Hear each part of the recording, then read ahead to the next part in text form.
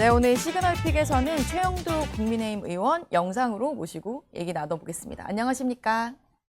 네, 안녕하십니까?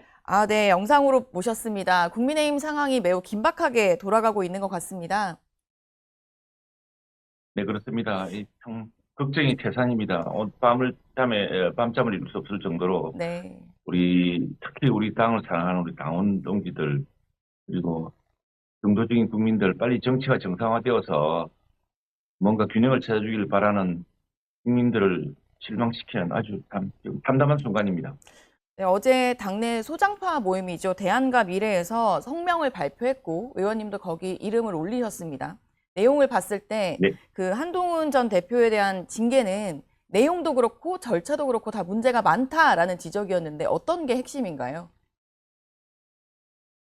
지금 이게 정치하는 사람들은 보면, 특히 정치 지도자급 되는 분들이 보면은 그 판단이 때때로는 국민의 눈높이나 국민의 기대, 국민의 생각에 훨씬 못 미치고 훨씬 엉뚱한 때가 참 많다는 것을 느낄 적이 있었는데, 이번이 꼭 그렇습니다. 왜 네. 하필이면 지금입니까? 그리고 더욱이 우리 당을 아끼고 우리 당이 좀 잘 되길 바라고 우리 당이 조금 더 균형추를 더 찾아주길 바라는 그 당원들이나 국민들이 볼 때, 네. 지금 여당이 저렇게 지리밀을 해서 여러 가지 문제가 지금 고름처럼 터져 나오는 시점에 그 타이밍을 놓치고 왜 새벽에, 그것도 전직 대통령이 재판에서 사형 구형을 받는 그날 왜 이런 짓을 하는지에 대해서 납득을 못 합니다. 이 정치 지도자라는 사람들은 그게 무슨 다 절차가 있고 판단이 있겠고, 판단이 없으면 이런 일을 할 수가 없겠죠. 네. 왜 이 시간에 왜 이걸 하느냐. 그 시시비비를 떠나서 그 시간과 또 이 상황이, 이게 도대체 정치 지도자거나 또는 우리 당, 우리나라를 다시 균형을 잡아야 되는 정당이 해야 될 일이냐에 대한 일반적인 정말 보통의 눈높이를 가진, 상식을 가진 국민들이 좀 분노할 거라 생각합니다. 네, 실제로 그리고 나서 이제 의원총회 소집도 요구를 하셨고 오늘 의원총회도 예정되어 있는 걸로 알고 있습니다. 그리고 네, 최고위도 그렇습니다. 오늘 열릴 예정인데 오늘 의원총회에서도 좀 적극적으로 의견을 개진하실 예정이신가요? 아마 많은 의견들이 개진될 것입니다. 중진 의원들도 지금 이 문제에 대해서 지금 제명 윤리위원회 결정은 온당치 않고, 여기에 대해서는 또 다른 당사자인 네. 한동훈 전 대표도 적절한 입장 표명인 것이 좋겠다라고 지금 정치적으로 풀기 위한 노력을 다하고 있고, 네. 저희들 초재선 또 삼선 의원들까지도 당 대표와 당 지도부를 상대로 음. 이 문제에 대한 정치적인 해법을 촉구하고 있습니다. 장동혁 대표의 어제 첫 반응을 봤을 때는 현재 다른 조치를 할 계획은 없다라는 입장이었는데요. 혹시 당 지도부가 그냥 제명 의결을 할 경우에는 소장파 의원들이 더 할 수 있는 조치가 있을까요? 지금 이렇게 되면 악화되죠. 악화되고, 저희들은 그 전에 이걸 막기 위해서 지금 시간이 얼마 남지 않았습니다만 여러 노력을 다 하고 있습니다. 다 하고 있고, 네. 그리고 지금 이것은 또 당사자가 있는 문제이기 때문에 네. 벌써 이 사안에 대해서 이게 이제 법원으로 가게 됩니다. 네. 법원으로 가게 될 경우에 그 정치적 부담이 또 고스란히 이걸 결정한 이 당 지도부에도 돌아오게 될 겁니다. 그래서 이 문제에 대해서는 그 시시비비는 시시비비대로, 지난번에 어저께 밝힌 발표문을 보면 네. 발표문도 뭐 두세 번씩 바뀌고 네, 그랬는데 내용이 몇 번 굉장히 수정됐죠. 감정적으로 기강돼 있습니다. 그러니까 이 정치를 하는 우리 당의 정치 지도자들 사이에서 그 거친 언사 이런 것들이 그대로 드러나고 있고, 그런 것들이 오히려 윤리위원장과 윤리위원회들을 또 감정적으로 격동시킨 측면이 있는 것 같은데, 그렇다고 하더라도 윤리위원회라든가 윤리위원장에 대한 공격을 오히려 징계의 사유로 삼는, 네. 너무 지나치게 지금 나가고 있는 그런 국면이라 생각을 합니다. 아, 그래서 이 문제는 네. 서로가 감정을 가라앉히고 이 문제에 대해서 정말 국민들이 바라는 바가 뭔지, 대한민국이 잘 되고 우리 정당이 균형추의 역할을 찾아서 지난 80년 동안 이끌었던 그런 근대화, 또 산업화, 민주화의 어떤 중심이 될 수 있는 그런 정당의 역할을 하지 못하고 왜 이렇게 자꾸 분열되고 서로 싸우고 이러느냐 여기에 대한 국민들의 질문에 지금 우리 당 지도부가 답변해야 될 시점이라고 생각합니다. 네, 당사자가 있는 문제라고 하셨는데 한동훈 전 대표도 어제 바로 입장을 내놨죠. 또 다른 계엄이 선포된 것이라고 말을 했고 재심 신청을 하지 않겠다고 했습니다. 그 입장은 어떻게 들으셨습니까? 당사자로서는 그렇게 이야기할 수 있겠지만 또 한 사람의 정치 지도자로서 우리 당의 중진들이 이야기했습니다만 그리고 이제 장동혁 당대표도 이야기했습니다만 뭐 충분한 시간을 주었다가 충분한 기회를 주었다고 했는데 그 시기 동안 당대표로서 이런 문제에 대해서 당시 당대표로서 네, 여러 입장을 밝힐 수 있었을 것이라 저는 생각을 합니다. 그런 기회를 놓친 것이 아쉽고요. 네, 그러나 지금 상황은 이대로 방치될 경우에는 그대로 제명이 되고 우리 당이 큰 분란에 빠질 것이 분명한 사안이기 때문에 이 문제는 이 문제대로 지금 당장 해야 될 일이 있고 다만 그 사이에 우리 당의 정치 지도자들이 좀 더 설기를 발휘해서 이 문제에 대해서는 이건 이렇고 저건 저렇다고 소명을 하고 그렇게 맞다고 생각하고 또 하나 저는 뭐 지금 이해가 안 되는데 당대표라고 하면은 이미 당대표로서는 최고위원회에서의 발언권 또 당대표로서 할 수 있는 영향력 행사 결정권이 다 있는데 네. 당대표와 그 가족들이 당 게시판에 그런 일반 당원이나 일반 국민이 모를까 그걸 올릴 아닌지 그것도 참 의심스럽습니다. 왜냐 스스로 발언할 수 있는 권한이 막강하고 또 발언대도 그렇게 수없이 많은데 일반 당원들이 답답한 마음을 하소연하는 그런 게시판에 그런 것을 올렸을까? 저는 아직도 의문이고 올렸다면은 아니 그게 온당한 것인지에 대한 의문이 또 있습니다. 그러나 이 문제는 이 문제대로 또 그 과정을 통해서 성명됐으면 좋았는데 지금 당사자가 이 문제는 전혀 사실무근이라고 하니 그 문제가 이게 장기화될 경우에는 이 법정으로 가서 법원의 결정이 내려져야 될 그런 정당으로서는 내분 사태가 법원으로 번지고 법원의 네. 결정에 따라서 어느 한쪽은 치명적인 상처를 입는 그런 자해극을 지금 왜 하고 있는지 잘 모르겠습니다. 네, 오세훈 시장도 오늘 아침에 글을 올리셨더라고요. 양쪽 다 멈춰야 한다라고 하면서 실제로 한동훈 전 대표에게도 입장을 좀 제대로 표명할 것을 얘기를 했습니다. 그 부분도 동의를 하시나요? 그렇죠. 이 정치라는 것은 말로 하는 겁니다. 정치라는 것은 국민을 설득시키는 것이고 상대방을 설득시키는 거 아니겠습니까? 네, 상대방을 침묵시키고 상대방을 무슨 통찰로서 협박하는 건 정치가 아니죠. 이 정치라는 것은 더구나 지금 전현직 당대표 간의 문제로 되어 있는데 전현직 당대표 간의 이 문제 더구나 전현직 당대표가 과거에는 한 팀 아니었습니까? 네. 왜 이 문제를 못 풉니까? 이렇게 정치력을 못 풀어서 어떻게 저렇게 무지막지하게 밀어붙이는 거대 여당과 맞설 수 있을 것이며 어떻게 지금 정말 여러 가지 상황으로 고민하고 또 서로 갈등하고 있는 우리 당 지지자들 설득하고 또 힘을 모아야 되는데 그걸 어떻게 할 수 있겠습니까?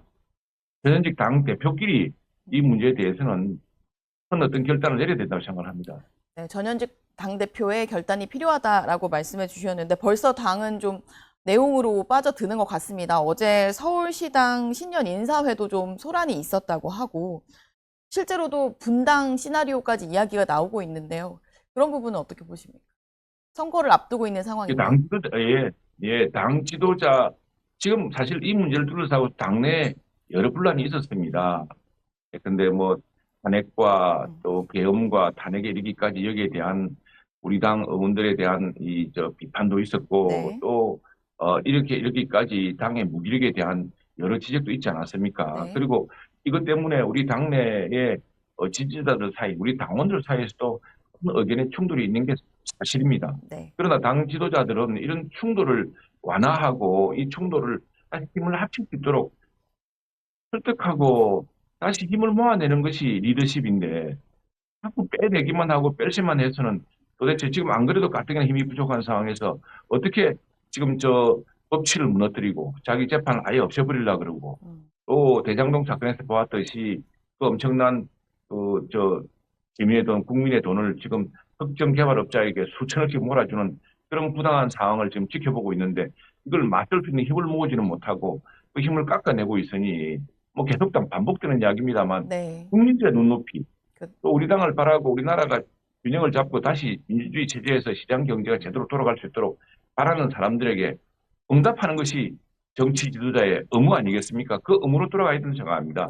복잡하게 이 문제를 둘러싸고서 네. 갈등하고 해면을 생각할 때가 아니라고 생각합니다. 실제로 오늘 의원총회에서도 그런 비슷한 이야기들이 많이 나올 것 같은데요.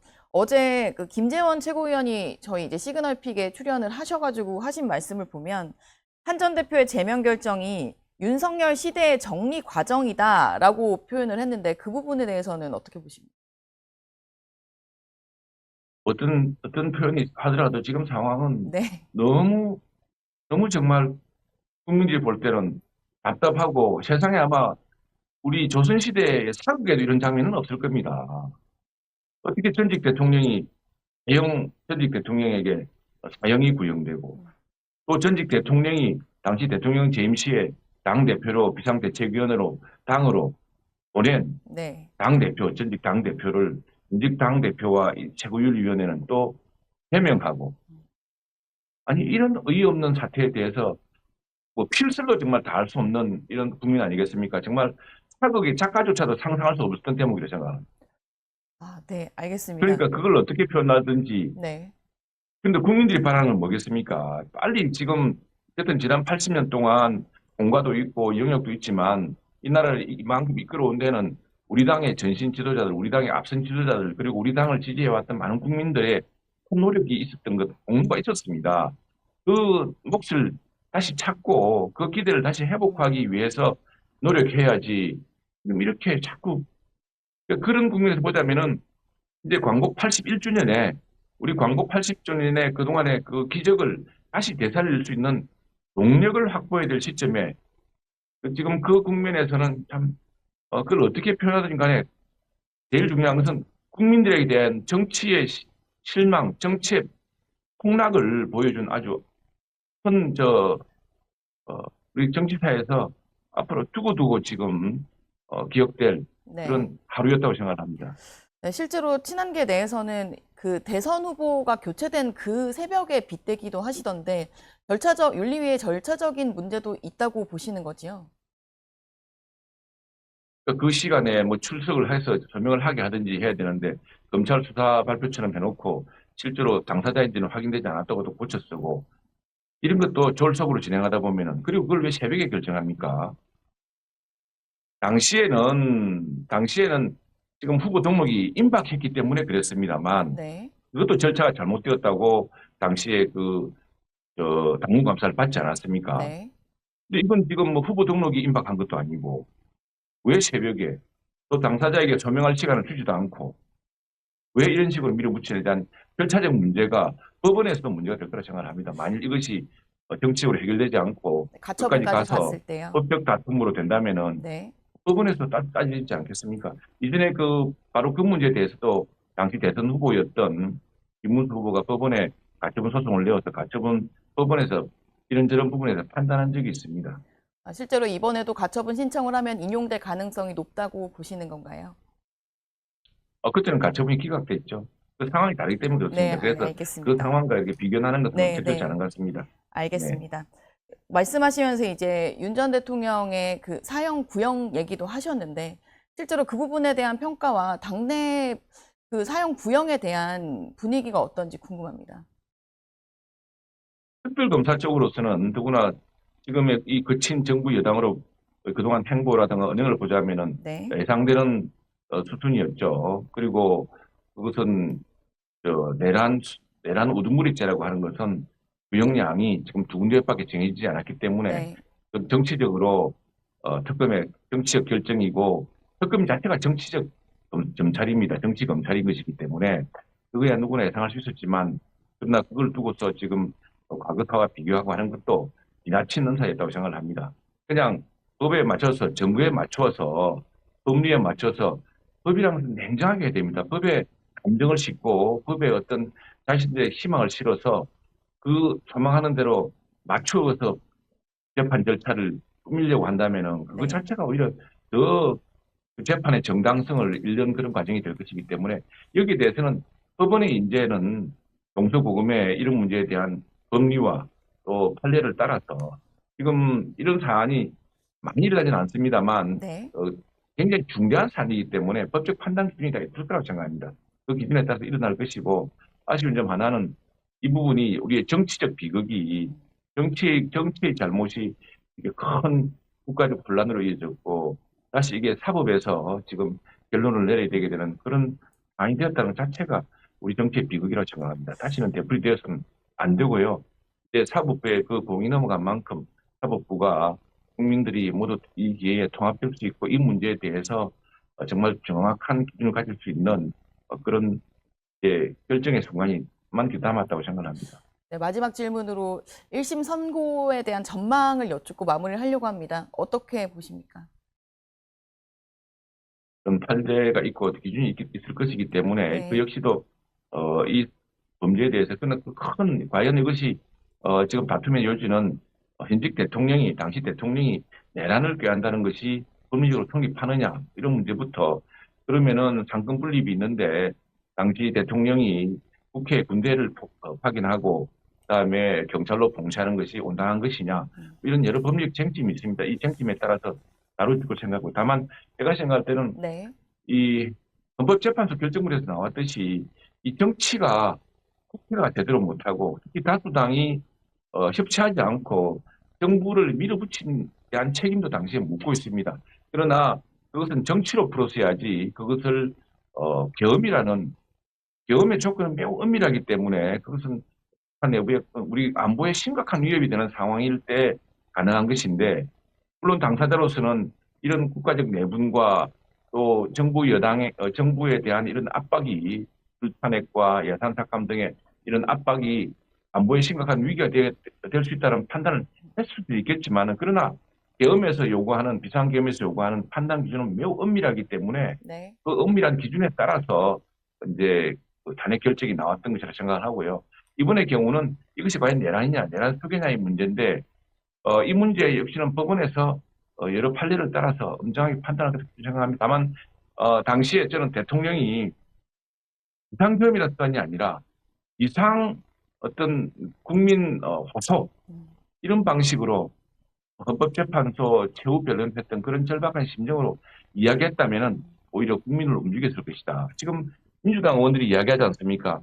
세상의 전생에 우리 윤석열 전 대통령이 무슨 빚을 졌는지 이렇게 완벽하게 이재명 대통령에게 다 빚을 줄 수 있느냐라고 이야기하는데 당시에 법원도 살아있었고 네. 또 국민 여론도 살아있었는데 왜 그런 비상계엄 같은 그런 수단 때문에 스스로 탄핵을 자초하고 또 이런 재판에 지금 정치적 법적 책임을 지고 있는지 안타깝습니다. 알겠습니다. 네, 법원 선고는 지켜봐야 할 것 같습니다. 오늘 네. 바쁜 일정 중에 영상으로 연결해 주셔서 감사합니다. 다음엔 스튜디오로 모시겠습니다. 네, 네. 감사합니다.